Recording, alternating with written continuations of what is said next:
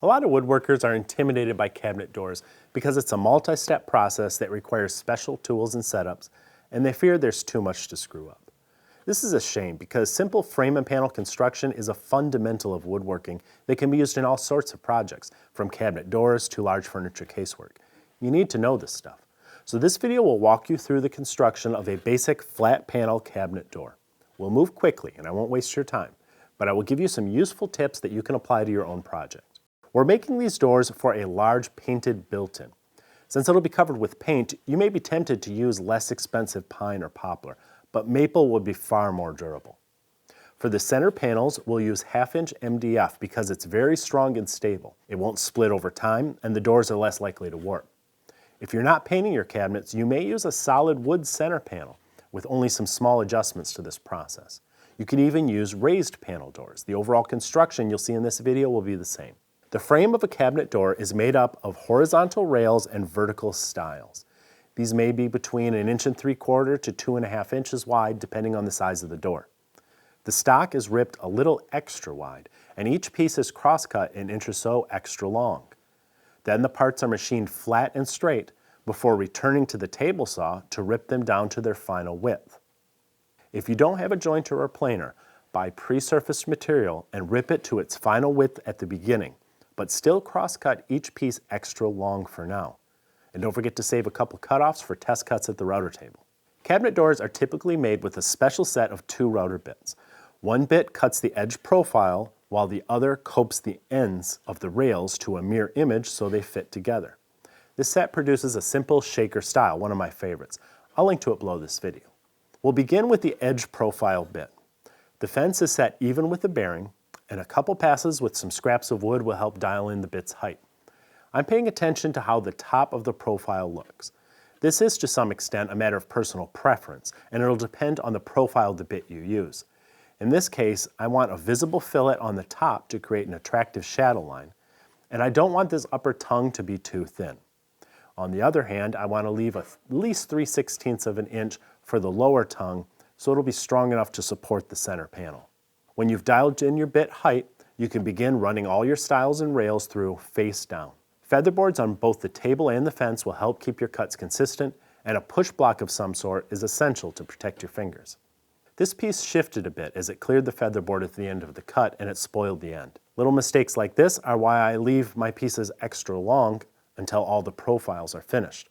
Once you've routed all the edges, then you may cut your rails and stiles to length before continuing. Next, we have to set up the coping bit.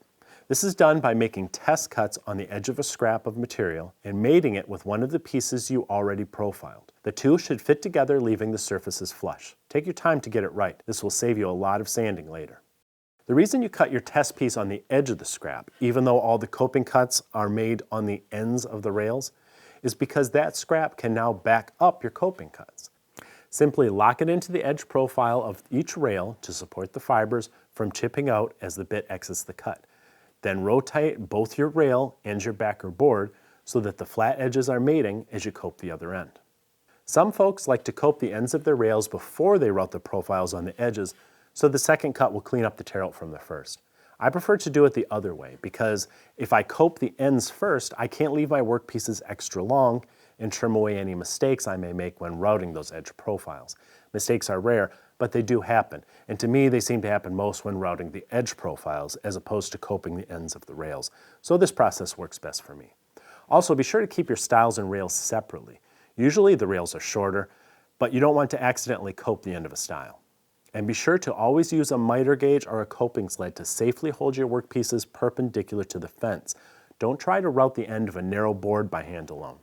Notice how a scrap of plywood is clamped to the fence to close off most of the opening around the bit. Since you're pushing the workpiece firmly toward the fence as you cut, there's a risk that your hand may slip and move quickly toward the bit. It's impossible to cover the bit completely, but some protection is better than nothing. Some router fences come with plastic blade guards, but in this case the miter gauge would not clear that type of guard. The wood provides nearly an equal level of protection, and it may also improve dust collection.